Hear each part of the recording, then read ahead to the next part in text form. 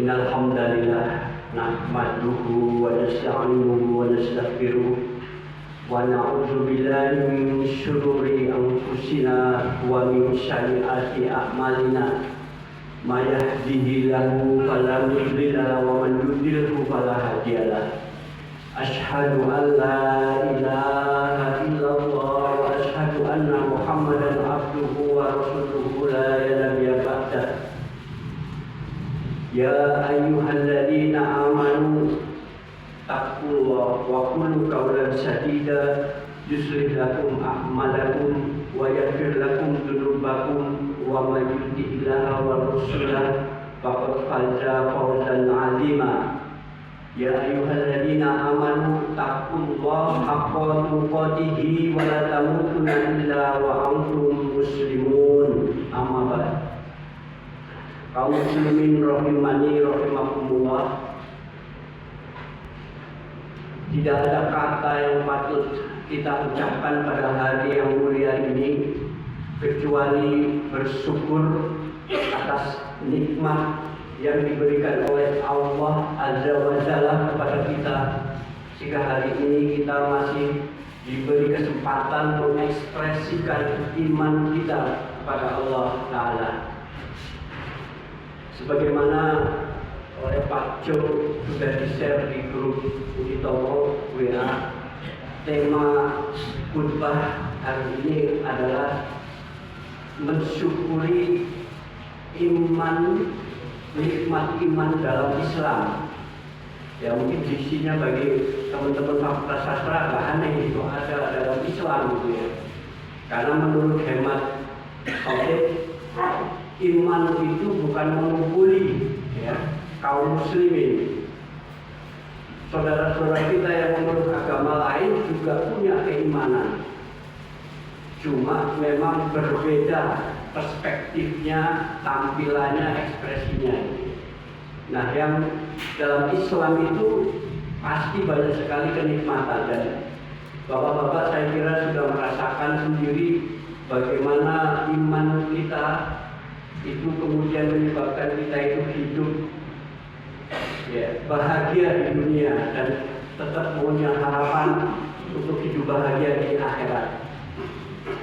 Iman itu sebagaimana kita pelajari dulu mulai dari SD sampai SMA, itu rukunnya ada 6. Ya, saya kira belum berubah ya, ada tambahan lain atau Pancasila enggak.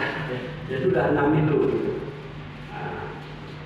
6 itu dipercayai. Jadi iman itu asal katanya itu adalah mempercayai, gitu ya. Jadi mempercayai, tapi dalam agama ini tidak hanya sekedar percaya, tidak hanya sekedar percaya. Saya pernah ngaji Jawa waktu di Lampung, tapi saya ngaji sama orang Jawa.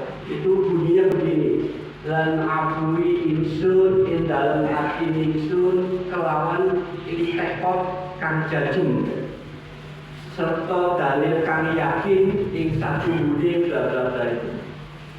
Jadi lan afwi insun ing dalem ati insun, jadi melalui kedalaman hati atau hati yang dalam, dan tekod itu tekad ya, yang jajeng itu dalam juga, serta dalil kami yakin. Nah itu yang ya ditekankan adalah pada dalilnya.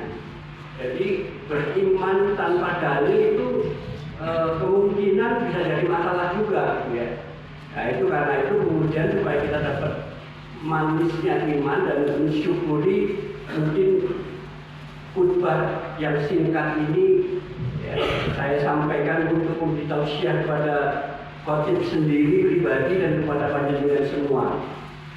Jadi iman itu dalam Al-Quran disebut sebagai dasarnya dari takwa. Karena itu ada beberapa sapaan ya, ayyuhalladzina amanu itu mesti dilanjutkan dengan taqwa. Pertanyaannya adalah apakah hanya dengan iman itu tidak cukup menjadi bekal kita untuk bahagia di hari akhir? Itu ya. Ada di surat Al-Baqarah ayat 82, nanti bisa dicari di Google masing-masing. Itu walladzina amanu wa amilus sholihat ulaika ashabul jannah hum fiha khalidun. Jadi di dalam ayat itu iman saja sudah cukup membawa kita ke alam bahagia yang disebut surga atau jannah atau apa itu. Tapi ada tambahannya di situ. Dan bagi orang yang beriman, dan ada tambahannya itu, ya, melakukan amal kebajikan, wa amilus sholihati itu, ulaika ashabul jannah, dan akan diberikan ganjaran atau reward berupa surga. Nah, gitu ya. Jadi masih ada tambahan. Cukup percaya kan berarti di situ harus ada ditambahi amal soleh atau amal kebajikan.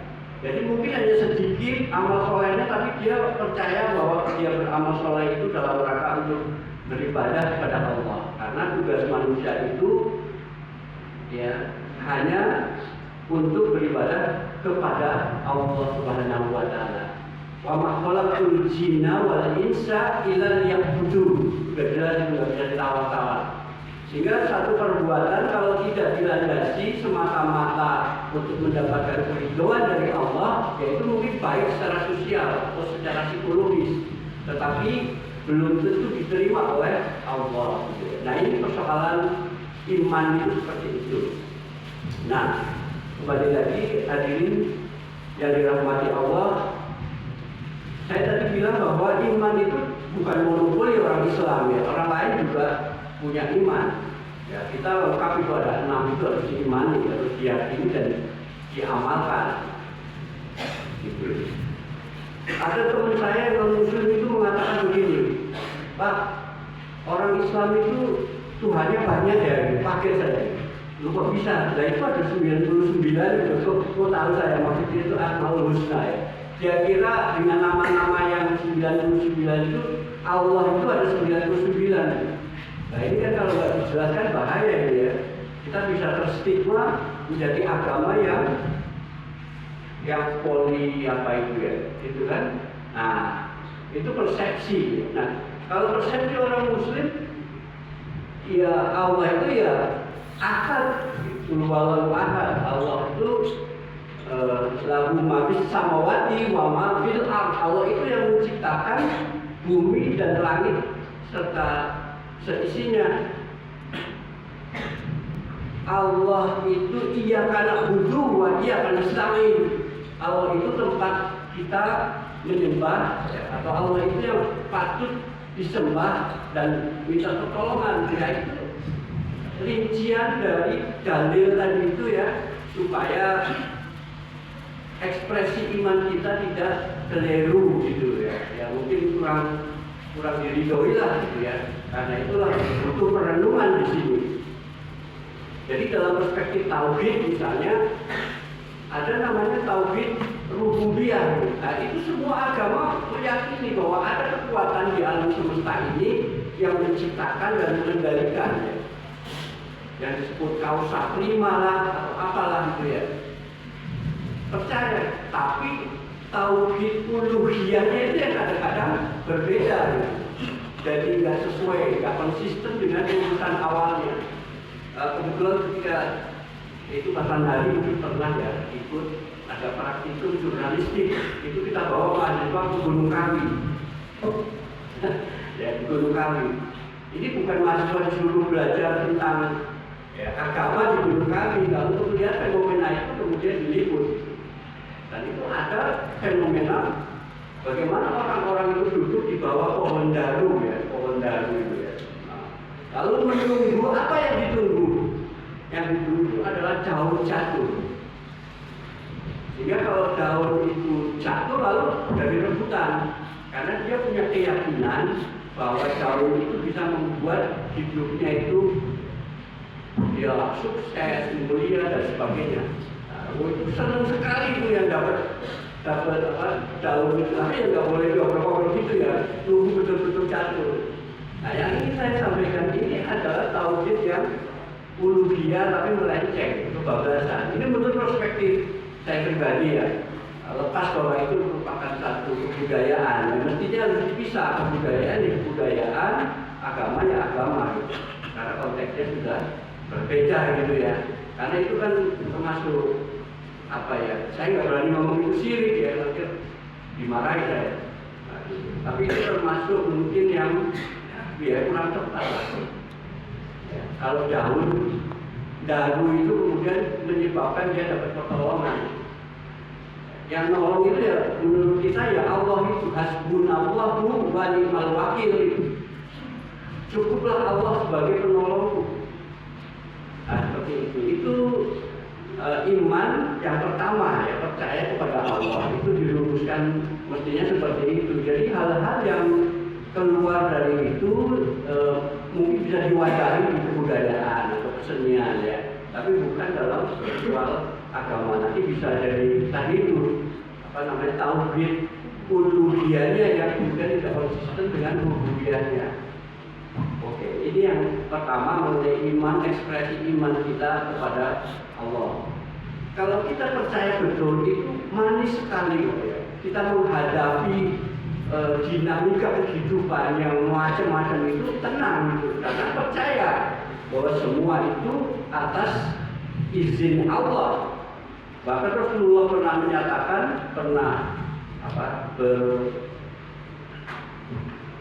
berkata bahwa daun pun yang jatuh itu, seperti daun daru itu, tidak lepas dari kontrolnya Allah.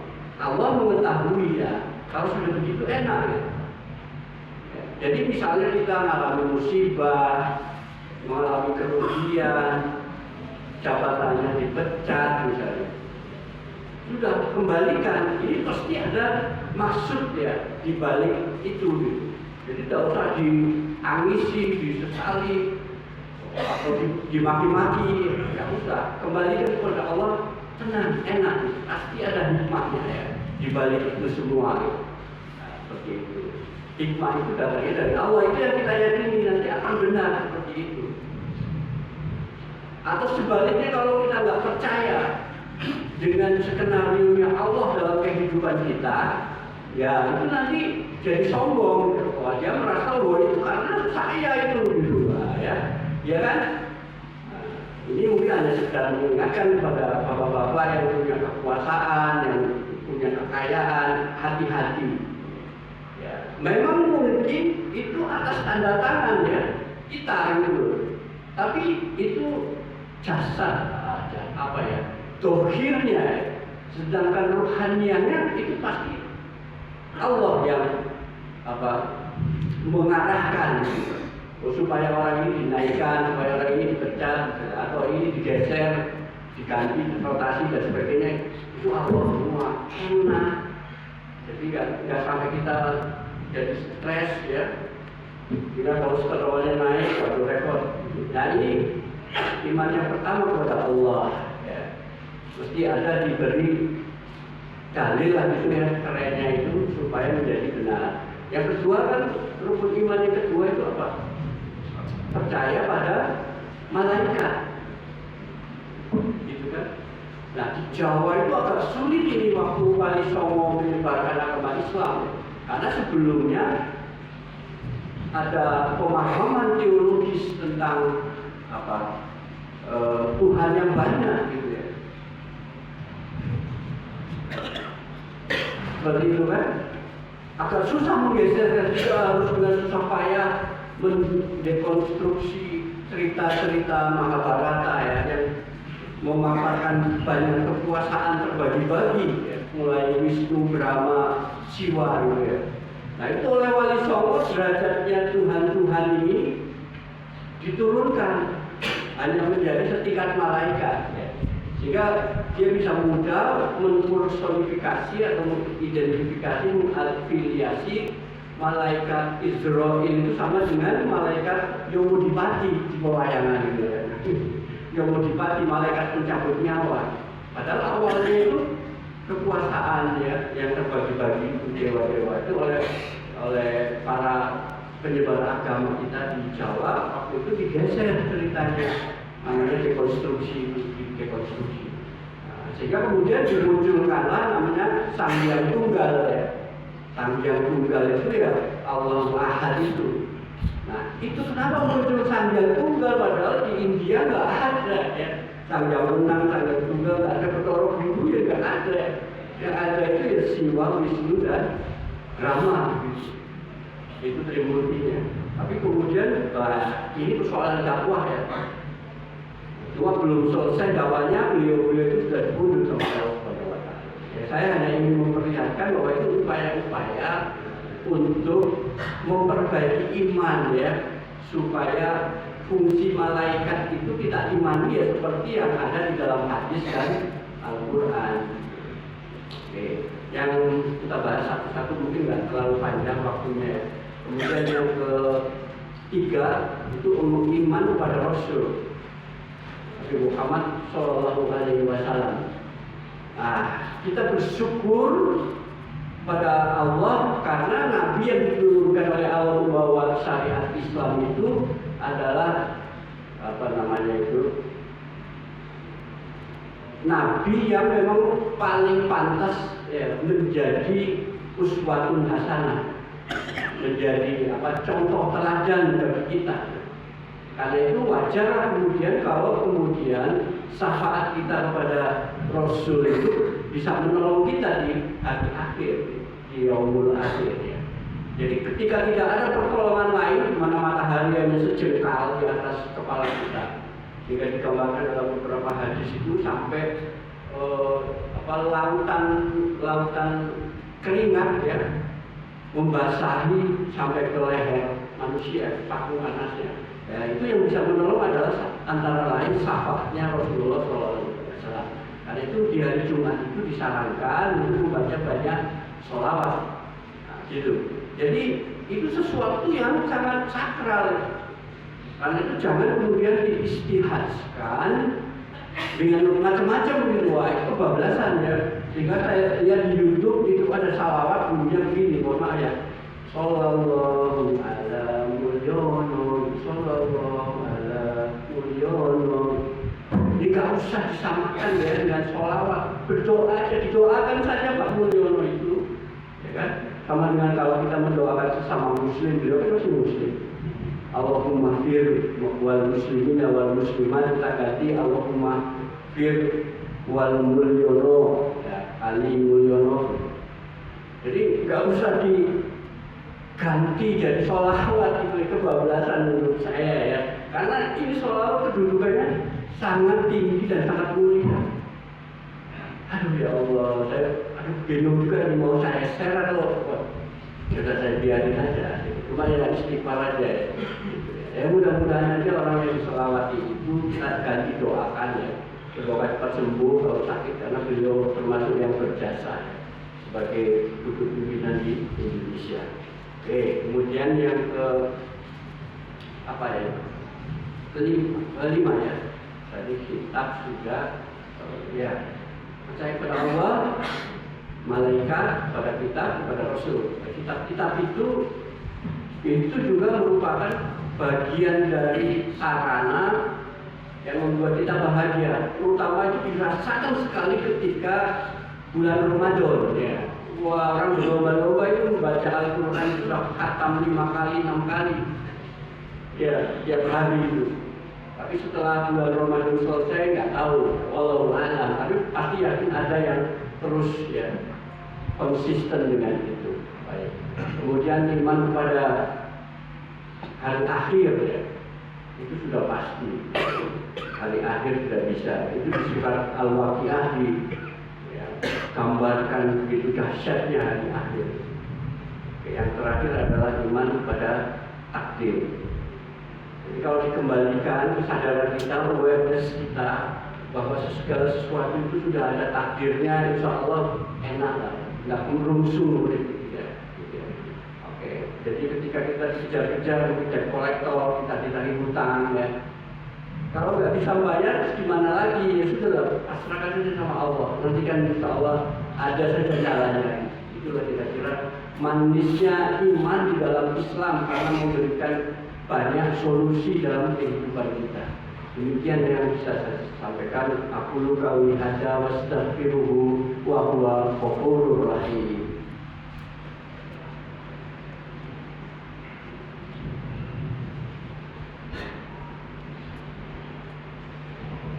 Alhamdulillahilladzi anzala ala abdihil kitab wa lam yaj'al lahu iwaja.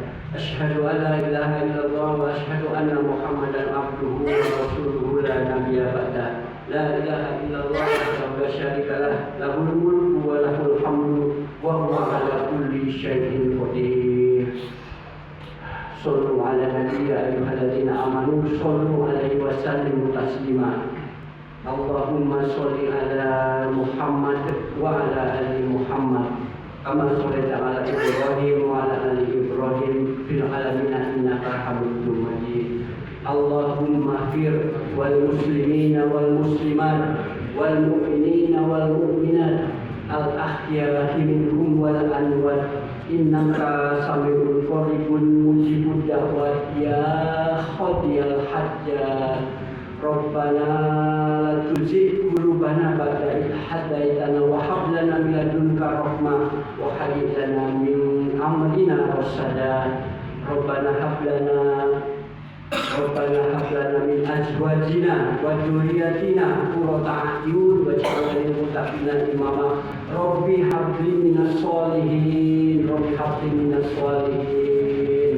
Rabbana atina fid dunya hasanah wa fil akhirati hasanah wa qina adzabannar. Walhamdulillahi rabbil alamin. Ibadallah, innahu ya'muru bil adli wal ihsan wa ita'i dzil qurba wa yanha 'anil fahsya'i wal munkari wal baghi ya'lakum tadhakkarun. Wastaghfirullahal akbar. Ini salat.